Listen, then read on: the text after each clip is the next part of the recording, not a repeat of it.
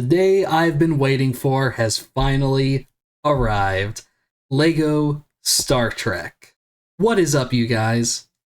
Mesa Back! Thank you so much for clicking on this video. My name is Will. If you enjoy the content, please consider leaving a like, hitting that notification bell, subscribing, and sharing this video out there. But yeah, I've been a LEGO fan for over 12 years now, and LEGO Star Trek has always been the biggest thing I've always wanted. So seeing this in front of me right now is very surreal, if I'm being honest. But alright, set number 10356, Star Trek USS Enterprise NCC-170D. The set will retail for $399.99 in the US, has 3,600 pieces, and will be releasing for everywhere on November 28th for the Black Friday set. So, I've been a Star Trek fan my whole life, longer than I've been a LEGO fan. So let's take a look at this absolutely amazing starship. So first off, we've got 9 total minifigures, a display plaque with some stats, we have a display stand for the ship itself, and the Enterprise D in all her glory. So right off the bat, I want to take a look at the box here. First of all, seeing Star Trek on a LEGO box, yes! But okay, so USS Enterprise, let's see. I love every shot we've got of this ship. So first off, they captured the shape and design of the ship flawlessly. We've got a little shuttlecraft here at one of the shuttle bays. The Enterprise has 2 shuttle bays actually, one in the very back here and then one up here. There's a reason for that, which we'll get into. Alright, so here we have a more frontal and bottom shot of the set. First off, the deflector dish looks really good. And seeing the buzzard rand scoops in front of the warp nacelles absolutely look incredible. It feels like it jumped right out of the TV show, at least in terms of visuals. Along all the sides here, we can see a bunch of different windows. For those of you who don't know, the Enterprise has 1,000 crewmen, as well as their families. Like, the Enterprise actually has multiple schools within it. That's how massive this ship is. Here we got another nice side view of the plaque here. So yeah, here we got a little shuttlecraft here getting ready to come in and out of the shuttle bay. Again, another frontal shot of the ship. The torpedo tubes would be right here. Alright, so here we go. Here's why the ship has 2 shuttle bays. Because in this TV show, the Enterprise actually has the ability to separate into 2 separate ships.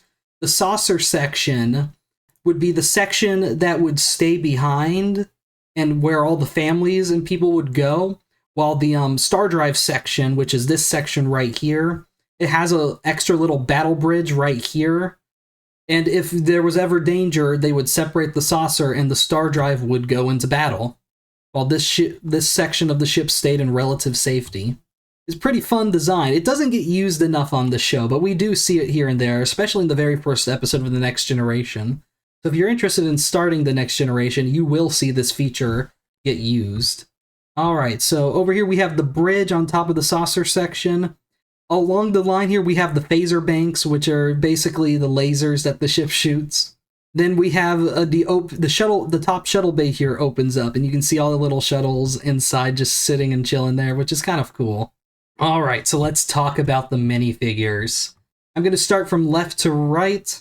So first off, we have Dr. Beverly Crusher, the ship's head physician. She has a tricorder as her accessory. And I do want to say all the Starfleet uniforms look absolutely incredible, exactly the way they should. They did a very good job. One of the few times you don't need leg printing because none of their outfits really have much leg printing. It's always black pants, basically, for most of the crewmen anyway. I also love the hairpiece they chose for Beverly, looks really nice. Then we have Chief Engineer Geordi LaForge. He's blind, but so he has this visor that helps him to see. He has a engineering kit in his hand as being the chief engineer of the ship. Once again, in the yellow. Then we have First Officer Commander William T. Riker. As his accessory, he has a trombone because he plays trombone occasionally in the show.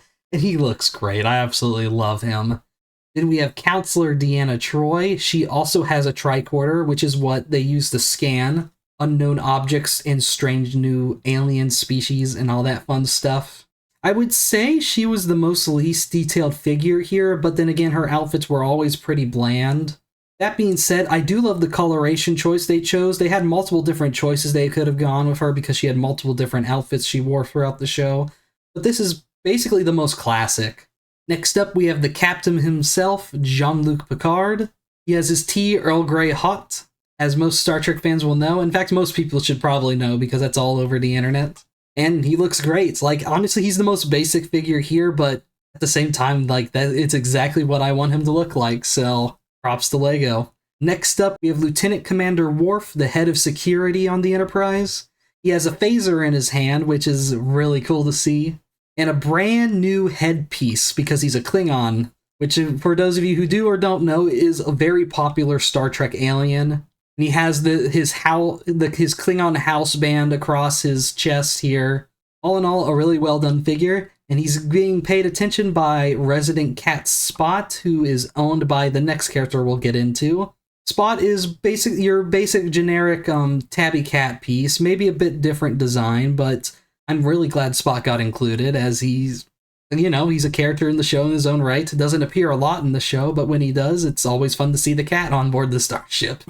Next up, we have Lieutenant Commander Data, the ship's android, and our occasional connection to the morals the show is trying to push. He's always trying to be more human, as, he is an android. He doesn't feel emotions. He's always come through the crew in a pinch. He's basically, for those of you who don't know, he pilots the ship. He's basically their pilot. He's their helmsman. But he does so much more, especially in the scientific side of things. Next up, we have the ship's bartender, which is Guinan. An absolutely incredible hat and hair piece.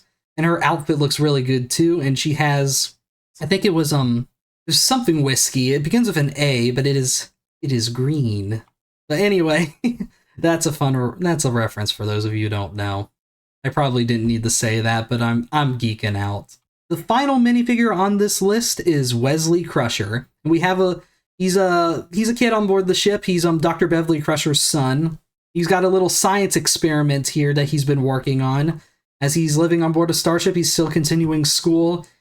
He's a Starfleet hopeful. He hopes to become a Starfleet officer one day. Whether or not that works out for him, well, you'd have to watch the show to find out. That being said, it is a very well-designed figure, and that is all 9 figures included in the set. All of them being really good in my book. Here we got some of the dimensions that would be on the box here. Quick quality of life shot here. Man, this ship is so big. I'm so excited to build this. This is a day one purchase for me. Let's see here. Yeah, here we go. Here we got a shot of the saucer section detached.